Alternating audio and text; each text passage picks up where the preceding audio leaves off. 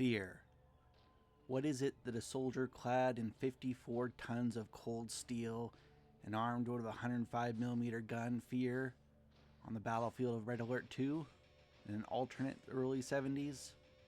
The same thing the lone gunman fears as he prowls through a wooded trail for his enemies. A sniper, a dog, a silent knife in the back the second you turn away your eyes. Released in secret from a Russian research and development program around 1970 and secreted to Union allies around the world, the ultimate fusion of these concepts were wedded and the ultimate tanker's fear was produced. Standing at 6 foot tall and weighing in nearly a ton, the spider-like Disassembler, affectionately nicknamed by the Soviets and allies alike the Terror Drone, was a force that heralded a new and gory future of armored combat. The drone, the most pure expression of deep operations warfare that the Union ever produced, was a killing machine like no other, and nearly a century ahead of its time in terms of innovation. Its origins are shrouded in mystery, but likely has similar roots to both the Cyborg tech from Tiberian Sun and the masterminds from Yuri's faction. Indeed, I believe that Yuri had a lot to do with the invention of this weapon. In fact, I believe that while the disassembler might be made in the war factory, it is in fact a cybernetically enhanced human or canine being that, possibly as a byproduct of developing the cloning vat technology, has had its brain surgically removed and placed inside the chassis of the disassembler, which has a primitive version of the mind-machine interface installed, allowing the user to totally and completely interface with the machine body. The Terror drones show an incredible amount of control and fluidity of movement that makes me have the gut instinct that this is indeed the case, as no computational apparatus from that time period could possibly have controlled a machine like that autonomously, let alone understood and carried out commands in a creative way.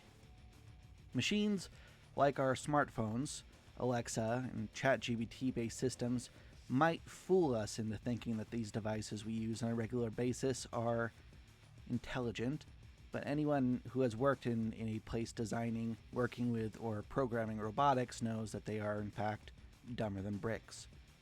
It isn't their fault, if I may anthropomorphize a tad here, because robots, computers in general, machines in general, no matter how advanced, are essentially guided by a complex set of if-then statements in an algorithm that cannot understand what we want unless we spell it out for them in incessant and pedantic detail. Getting programs sophisticated enough to understand and interpret commands and then creatively follow those commands is something that only people today are just scratching the surface of with AI technology, and was physically impossible with the computer tech and know-how of the 70s world, even if they were far ahead of what they should be in tech. And no, before you ask, I would not consider the Allied drone tanks a good example of what a robot can do in this, as they have a building that is controlling them, and I consider them to be mostly remotely controlled, therefore not intelligent in the way that the Terror drones are, at least in Red Alert 2. So it isn't an understatement to say that the Soviets pulled off here must therefore have nothing to do with conventional computing and everything to do with organic learning. Yuri, with the mastermind tanks, used brains to mind control many units at once. These are much bigger brains outside of the body, necessitating the ability to keep a brain alive outside of the body and communicate with it. Taking that into consideration, I suggest that besides possibly the Iron Curtain device, the Terror drone is the most advanced single piece of technology outside screen tech ever seen in the franchise in terms of its innovative use of biological and mechanical parts. And, based on the research provided by Jeffrey Cuddletrousers from the Discord, there might even be some precedence for this. In real life, the Soviets actually experimented with an early sort of this procedure with head transplants in dogs.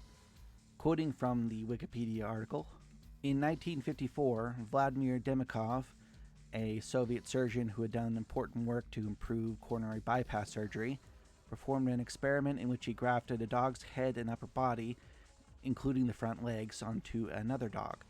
And the effort was focused on how to provide blood supply to a donor head and the upper body, and not on grafting the nervous systems. The dogs generally survived for a few days, one survived 29 days.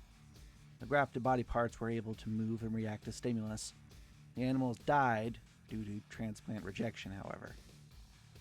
In the 1950s and 60s, immunosuppressive drugs and organic transplantation techniques were developed that eventually made transplantation of kidneys, livers, and other organs standard medical procedures." Unquote.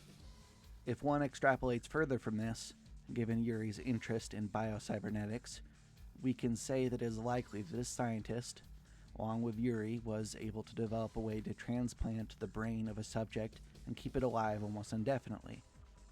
Using drug rejection medications, advanced cybernetics, and regular checkups with biomechanics, it's conceivable that these monsters could be created, even more so with dogs as a subject, because dogs were the subject of most of these procedures.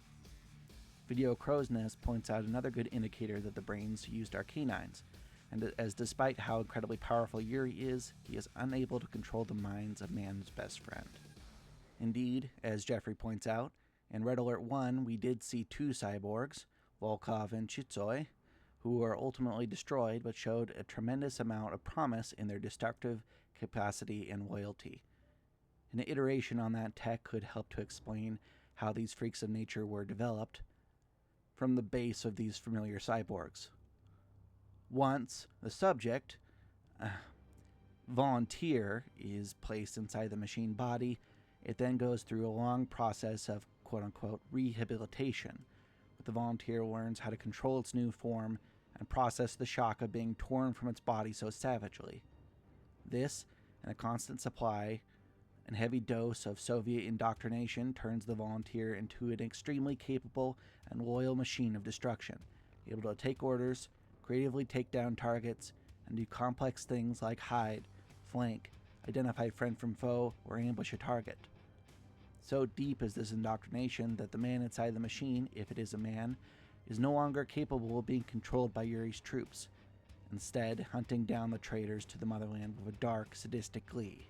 Unmatched by any weapon of its weight class on the battlefield, the Disassembler was the single most disruptive device of war that existed in the Third World War, only somewhat falling behind the psionic ability of Yuri and his nation of psychic terrorists.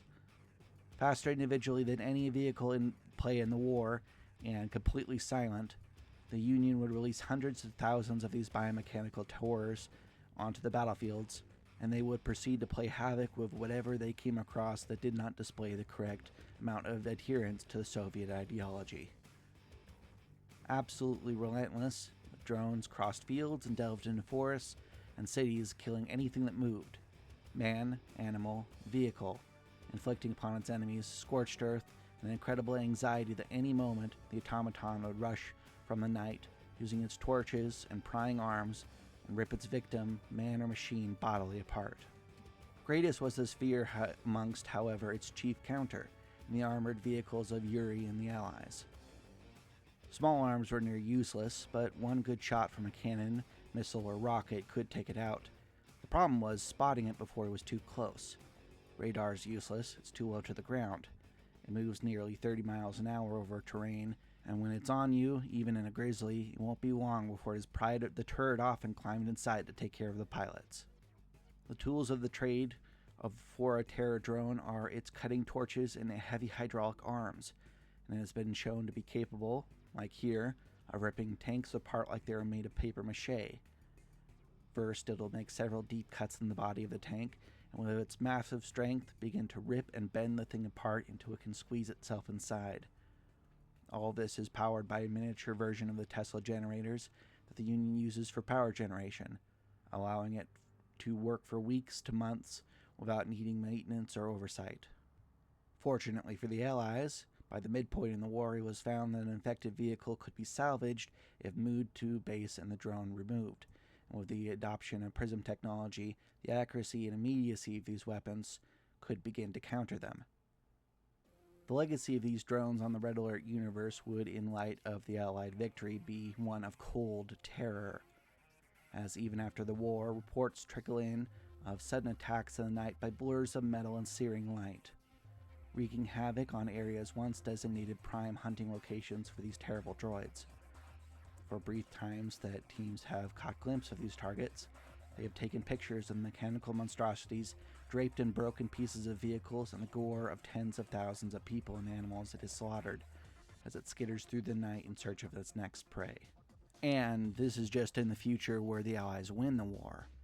Imagine one possible future where the Soviets win, and one of these unfeeling terror soldiers is on every street corner, ready to swoop in like a psychotic and viscera-covered Liberty Prime, all the time totally conscious of its every move and action.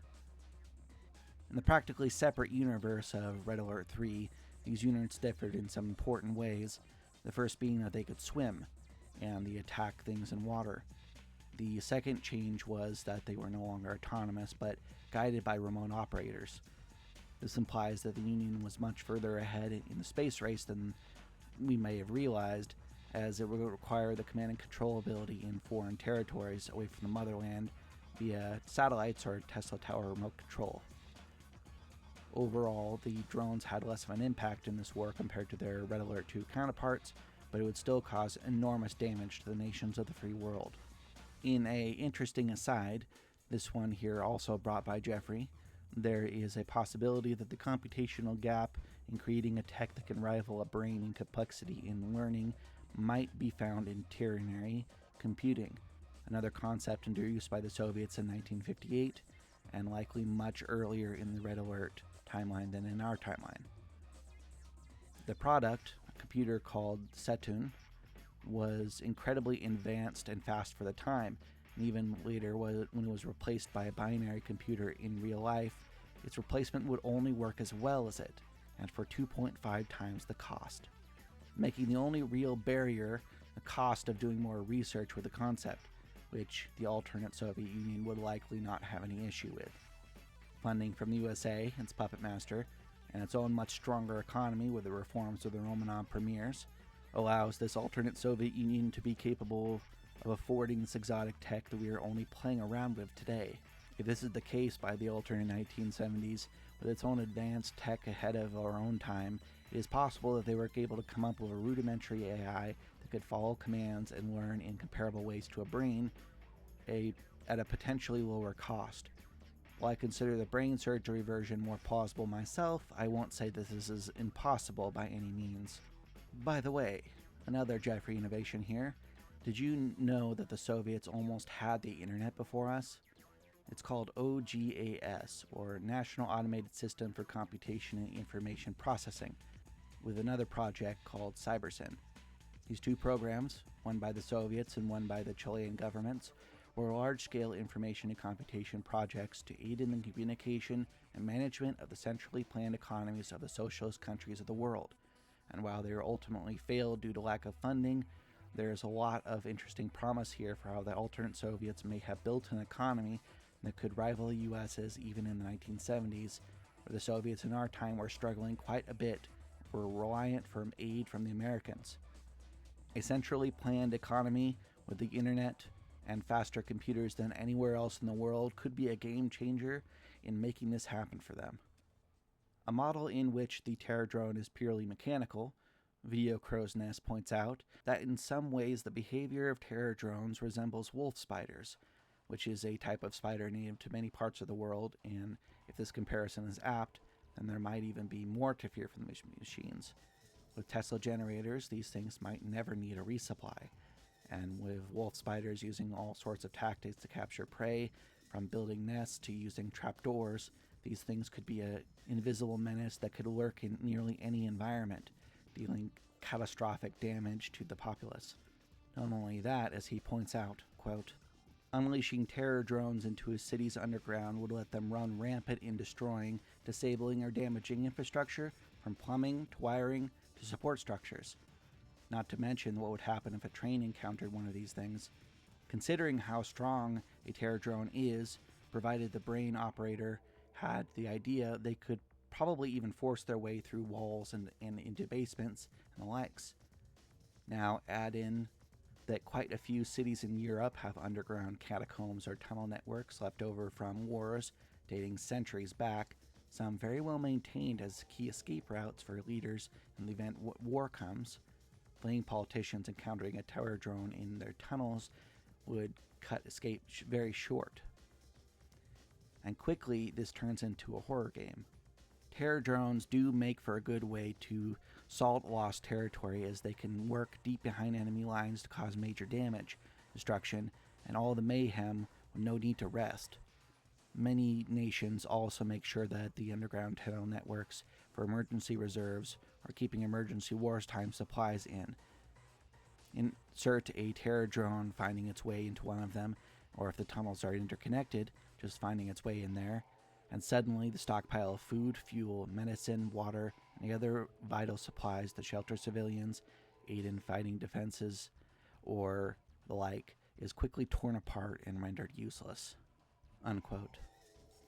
Just imagine fighting these things in dark, cramped sewers, or the bombed-out remains of a city like Paris. In fact, as Video Crow's Nest does, imagine hunting terror drones through the catacombs of Paris, walls lined with bones of thousands of people, and these catacombs can be used to access many of the oldest buildings in Paris, making these things a tremendous nightmare to deal with. Imagine this: one person at a time, one night at a time, goes missing. Each one found dead in their homes, a pile of rubble of a formerly bricked over wall that leads to the catacombs caved in as a reminder that it was there, and a blockage for pursuit. Working hard enough, it may identify key points to damage and undermine the cities, causing massive damage, cave-ins, and even more. You will ask yourself, how long has it been since the attack? Where is it now? And can we hope to face a thing that large and fast within the tunnels under our feet? Small arms don't phase it, and ultimately the only real weapon against a drone that is dug into spaces like that might be to approach it and let it kill you while carrying an explosive charge bound to a dead man's switch. Now, at the end here, dear viewers, never let it be said that Red Alert is simply a goofy setting for more light-hearted RTS fans. In its own way, it is way darker than any of us give us credit for. Thanks very much to the listeners. If you got to this point in the video, I'm very happy. I am very grateful that you would stick around to the end to this re-release and redesign of the video. Thank you very much to Video Crow's Nest and Jeffrey Cuddle Trousers. Two people from the Discord that have helped tremendously in the last few videos, and especially in this one. If you would like to join and start helping in the creation of videos, then try joining our Discord, and we would love to have you and other people that might be interested in this. Feel free to share it around and give it a like if you enjoyed it. If you really enjoyed it and you feel like you want to, there is a Patreon link that's going to be included in the description. No pressure though. I enjoy your support either way, even if it's just watching the video. Thank you to everyone once again, and this is Game Master Karakin signing off.